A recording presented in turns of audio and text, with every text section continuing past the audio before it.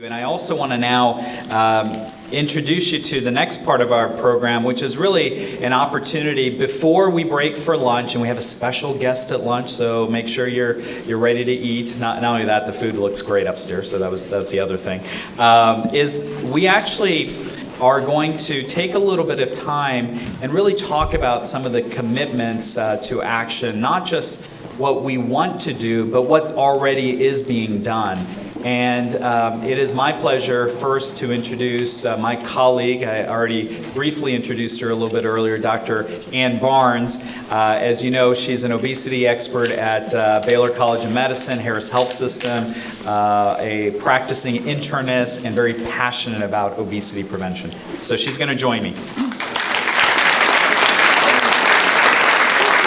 Thank you, Dr. Shaw, and thank all of you for being here. And many of you have been with us along this journey as we've thought critically and strategically about what needs to be done to transform our community. And now we're at the point of figuring out how we do what we know needs to be done. And that really is going to take a commitment from each and every one of us. And I'm excited because there are individuals who took ownership of this immediately before sort of this call to action and this summit. And we want to invite them to share with you what they have done to make a difference in their sphere of influence to improve the health of children in our community. So we're going to tell you a little bit about each of them, and we're going to invite them to make a few comments so you can see how they stepped forward to really transform where we live. Fantastic. Can we get this? Is this mic live? It is now? Yeah. All right. So you want to go first? Sure. First, I'd like to introduce to you Tiffany Thomas, and she's going to share with you some work she did in the daycare center in her church. Tiffany. I'm not sure if I need a mic. I might blow a speaker. Can I get comfortable? Absolutely. We're family, right? So I am Tiffany Thomas, and I'm on the community planning team.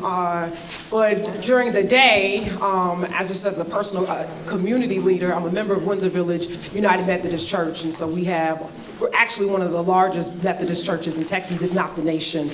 And we have thousands of youth that come in all throughout the week, particularly on Sunday. And what I noticed when I would drop off my niece, when I would have her for the weekend at the children's ministry, is that they would give the kids goldfish in juice boxes, right? And you think, oh, it's harmless. The kids have been in service for 2 hours. They need a snack. But throughout this process, I realized what small impact could we make if it was water and maybe an apple? What could we do on a very small level that would impact thousands of children and also their homes? And so I serve on the Health and Wellness Committee of Windsor Village and made that suggestion. And so we're in the process of starting that conversation to see how could we impact our children's ministry and get these kids excited about the apple, the orange, the fruit. And so personally, I'm excited when my niece comes over. The first thing she asks is, do you have any fruit? And she goes through my refrigerator and looks for apples and oranges because that's the expectation. Professionally, I was recently elected to the A-Leaf Independent School Board of Trustees in November. And we have some A-Leaf representatives in the house today. Is Kelly here? Where's Kelly? She's over our wellness program with the district and is definitely taking an amazing leadership role in impacting our employees and students. And we also have Kevin Cavady with the A-Leaf Y. Kevin, who was also instrumental in helping this organization get an idea of what's actually happening in Southwest Houston. So as a trustee, one of my personal objectives is to make sure that our children are healthy.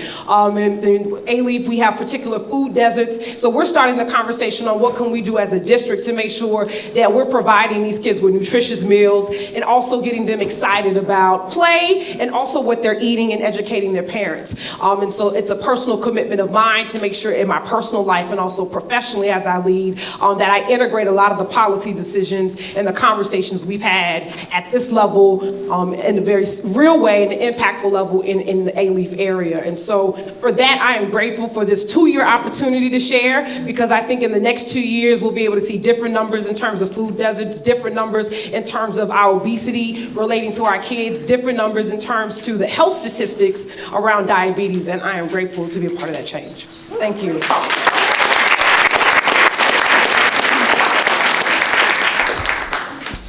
So I'm going to hand the mic over right here for just a second. We're going to next introduce Lisa Healthman. She started as a community neighborhood. She started a community neighborhood with potential for county and statewide impact, Brighter Bites, spreading across school districts and now the state to Dallas. So Lisa.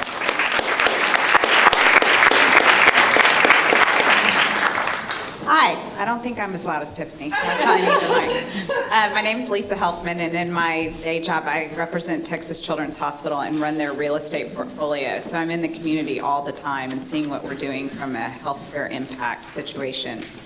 But on the side, I'm a mom of 2 young boys, and I watched something magical happen in our house when we participated in a fresh fruit and vegetable co-op on a weekly basis, and we had a lot more access to fresh fruits and vegetables. And what happened? My boys were 5 and 2 at the time when we came up with this idea, and they started asking me for apples and oranges for breakfast and not arguing when I put Swiss chard on their dinner plate. And then one day, my son, who was 5 at the time, he's now 8, he was at a birthday party, and he said, "Mama, do I have to eat this?" And I looked down, and it was birthday cake. And he said, "It's just too sweet. I don't want this." And I said, "That's fine, brother. You don't gotta eat it anymore." And so I was sitting months later at a Texans game with my husband, and we thought, we have something really special that we did in our house. If we can do this in our house, how do we replicate this in underserved communities?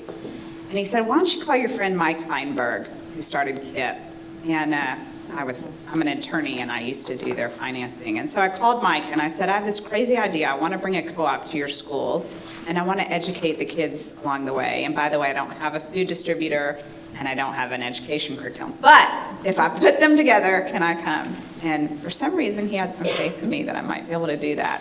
So fast forward, I teamed up with the Houston Food Bank, and they have become my absolute partner. Brian Green, the president, took this on as his personal project, and they became my food distributor. UT School of Public Health brought in the nutrition curriculum as well as the research component as we're measuring all the outcomes. We piloted in KIP Explore, the school in the East End that is 97% Hispanic and over 90% reduced in free school lunch. We served over 200 families, and the formula is simple and this. We send home 50 servings of produce a week. That's 30 pounds of produce with each family. Most of it is already donated to the food bank, so we're just taking their food where they're feeding from benevolence to feeding with impact. We're educating the kids in the classroom with the Catch Education curriculum an hour each week, and we're sending home parent handbooks with the families that have recipe card holders in the back with our signature recipes and lots of ways to use the produce in the books. We're demystifying fresh fruits and vegetables, and we're giving them access at the same time so they can actually taste it and feel it. And we have kids chasing us for kale smoothies, literally chasing us for kale smoothies. And I brought the concept to the legislature, and I said I want to grow it. And Senator Whitmire said, "Okay, let me help you." And he gave me $600,000 to grow it in Houston over the next 2 years. So we went from 200 families to 2,300 this spring semester, and we're now in 12 locations. And we have expanded not just in the KIP network, where we're in 5 schools now, but also to HISD, also to Yes Prep, and the YMCA's testing after-school programs.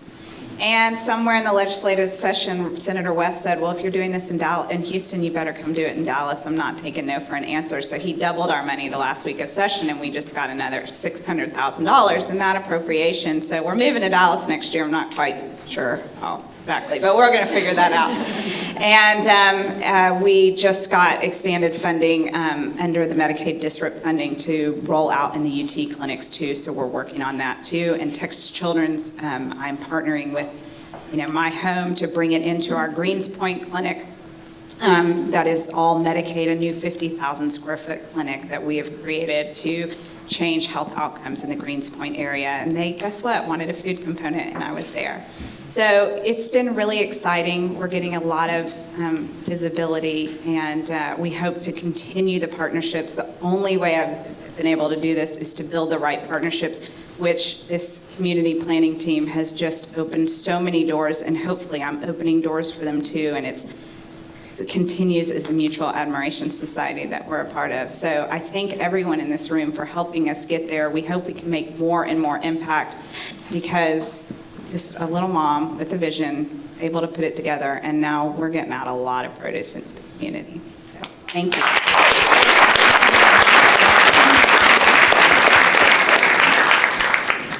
So the next person I'd like to introduce is Ed Ambrose, and he is with us from Fiesta Groceries, and he's going to share a little bit with you about a program that they started to help families make healthy decisions. Well, I don't know how I'm going to go after these two young ladies, because that was very, very good. We're just a grocery store, so. Again, my name's Ed Ambrose. I'm with Fiesta. I'm head of marketing and merchandising. So the big question, I guess, that people ask me is that, why would Fiesta even, do something like this? And that is the shelf tag program that we just started probably in October in the fall. We rolled it out to one store, and that store was a new store in Sugar Land. And with that store, we got a lot of feedback from customers saying, we really like having these, what we call it, shelf edge, these tags that tell us about products, whether they're low sodium, heart healthy, gluten-free, high in calcium, etc. So we kind of piloted it with that store, and just now, or in the last 3 months, rolled it out to all stores. So as you know, Fiesta operates in many different neighborhoods across the city. We're in Austin and Dallas as well. So we just took this on because we thought this is what our customers want. Today, as you know, I'm speaking to all the experts and people are aware, but we have a lot of people who shop our stores who are looking for information. And we see ourselves as an informational source, and when the parents are shopping, even the children, they look at these icons and they say, look, Mom, that's heart healthy. We should buy that. So we're hoping that this is what's going on in our store. And as you know, a lot of people are on special diets. They're gluten-free, they're on low sodium, they're watching carbs, et cetera, et cetera. So we are giving them information. We're not telling them how to eat, how to shop, but we're just providing the information at the shelf edge, which we hope they make better decisions around eating and their health. So we call it Wise Choices, and it's your healthy guide to shopping for you and your family. And I'm sorry I didn't have more of these, but we're printing up new ones, and they will be in all our stores as a bag stuffer. For every customer that goes through the check stand, we'll put one in the bag, and they'll take it home. Hopefully someone will pull it out and say, look, Mom or Dad, we need to start looking at this when we're shopping at the store. So we picked 6 icons real quick. Carb-wise, good source of fiber, good source of calcium, heart healthy, low sodium, and gluten-free. Now there's a million other icons out there, as you know, but we work with an independent company separate from us that follows FDA and USDA guidelines. And these were the top 6 that we thought across the country, and they've worked with lots of other chains of supermarkets, and we felt these were the most important to our customers. So we rolled out with this, and we're going to see, what happens. So starting in March, every month we're going to introduce a new health focus. So March will be March Nutrition Month, and we're going to work with our vendors and highlight in our store each month something new, whether it's low sodium, children's health, gluten-free month. So every month we'll have an end cap with displayed products highlighting certain icons or attributes, as we call it. So we're really excited about it. We're still in the beginning stages of this, and we're getting feedback from our customers. We're also doing it in Spanish. We did have a request for this in some of our stores. Could we get this in Spanish? And we were saying absolutely, because a lot of our customers are more comfortable in Spanish versus English. So more to come on that, and we're going to watch and see what feedback we get and results. So we're very happy with it so far. So thank you.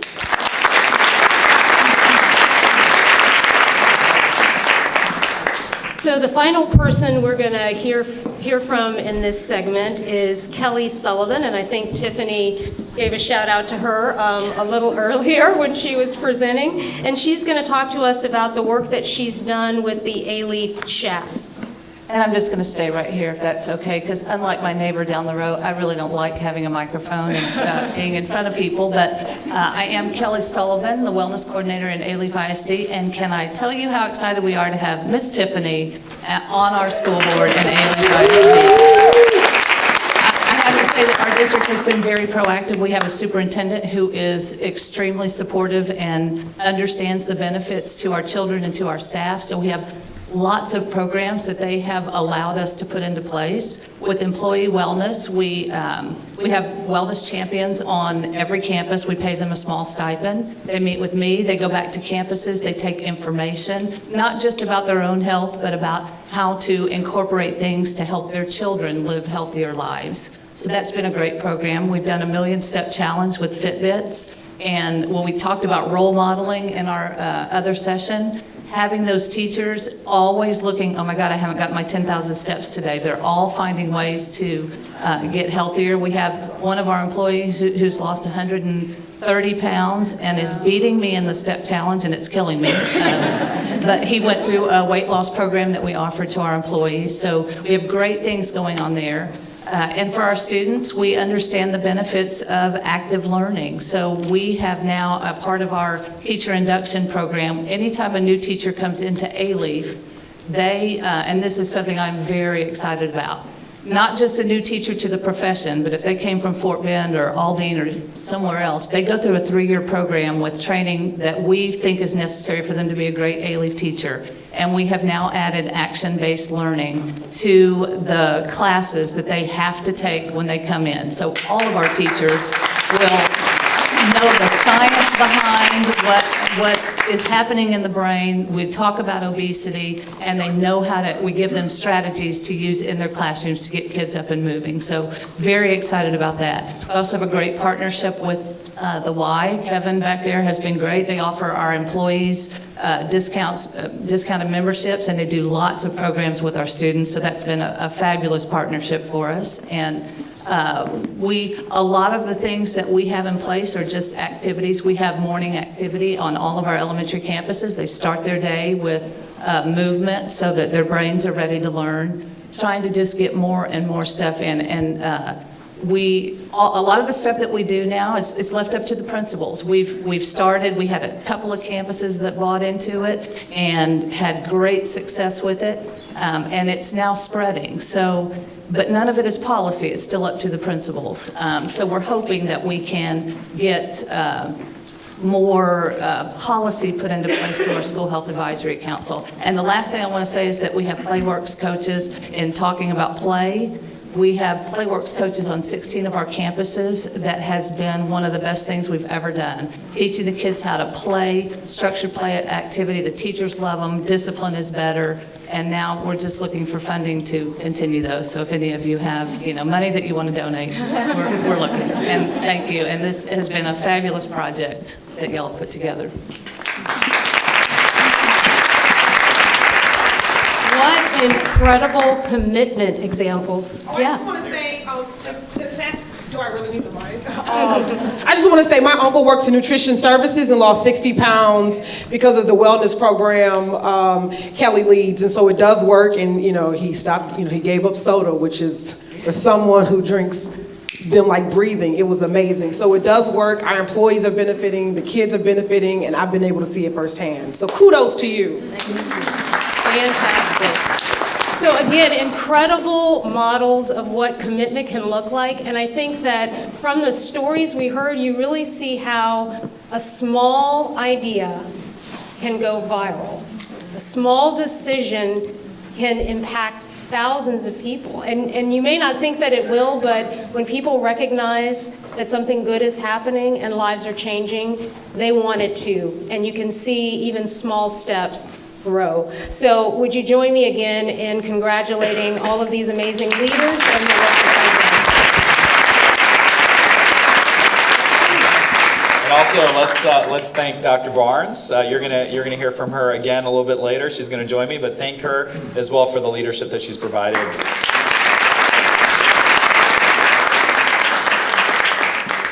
So we've got, breaking news, we actually have some counts here that you may not be aware, but we wanted to have an audience that was going to really be able to reflect the diversity of our community and the diversity of the partners that we wanted to reach into. And so we unfortunately had to cap the number of people that we could have in our audience, but we have 150 people here today. And I just really want to thank everybody. Everybody's spread out, but thank you so much for everybody coming today. So with that, what we're going to do is, well, first of all, I just really want to say we're very excited about the 2 years of planning and the efforts and the activities. And it's really about how do we make the healthy choice the default choice? How do we have systems approaches so that at the end of the day, it's easier for all of us to make the healthier choice rather than the unhealthy choice. And along that lines, we had a youth engagement summit several months ago, and the youth were incredibly articulate and skilled with being able to really describe what were the challenges in their own schools, their communities, their neighborhoods, and what they really thought that we could do to really improve things.